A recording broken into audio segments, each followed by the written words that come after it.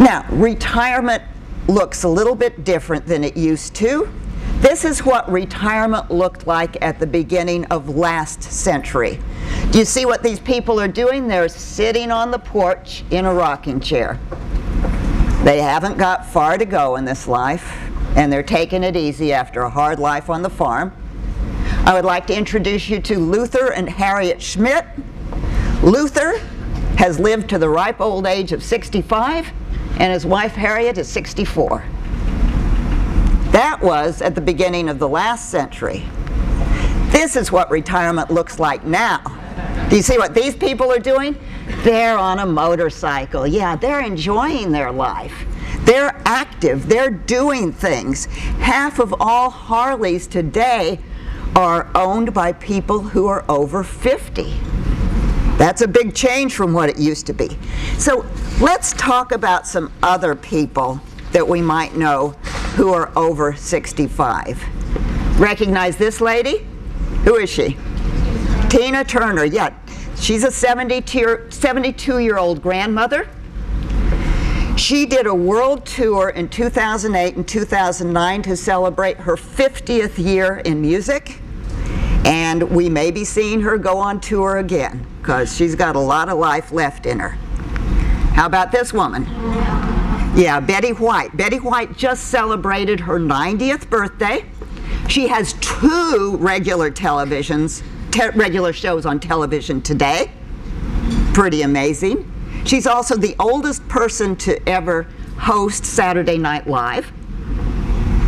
Betty White has also a record for the length of time that she has been winning Emmys. She won Emmys early in her career, and she's still winning Emmys 60 years later.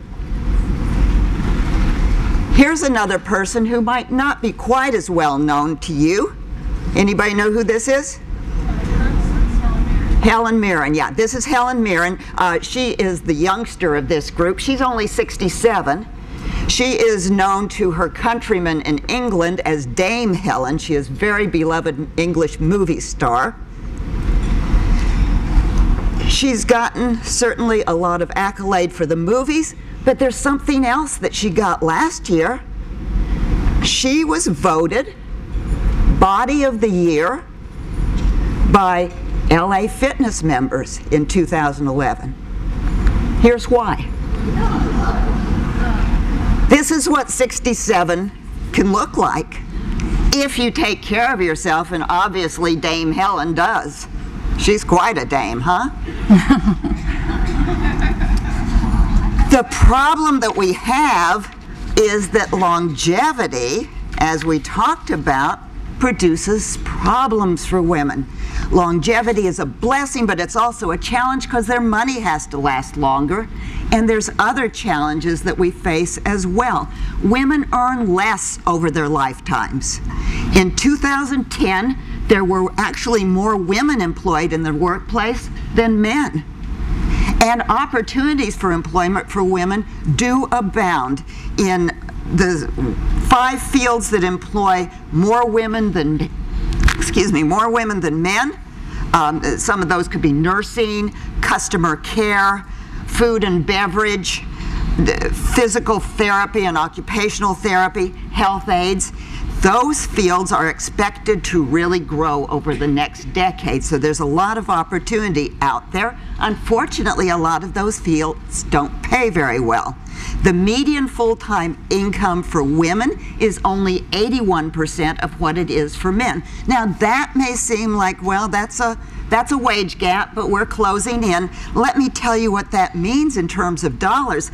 That translates to an average loss of $523,000 to the wage gap over your lifetime. $523,000 is a lot of money. Women's work lives are interrupted. It's women, by and large, who stay home to take care of kids. It's women who stay home to take care of households or work part-time to take care of households. It's women, by and large, who are staying home, at least temporarily, to take care of aging parents. For that reason, women end up with 27 years in the workforce compared to 40 years for men. As a result of that, they have less in retirement and they have less in Social Security. 2 out of every 3 women are in jobs that don't have 401k plans or don't have pensions. The median pension for a woman is half of that for a man. So what can we do? Candace talked about small steps. We don't have to solve this for ourselves all at once. Small steps, just pick a few things that you can do, and we're going to talk about those more after the break. But small steps do lead to big success. If you carve out your problems and figure out what little thing can I do today to move toward a solution, you're going to end up far better off by the end of the year. And it's easy to make resolutions that you're going to do that. We do that every January 1st. Did anybody make a New Year's resolution? Save more money, lose weight, whatever it is.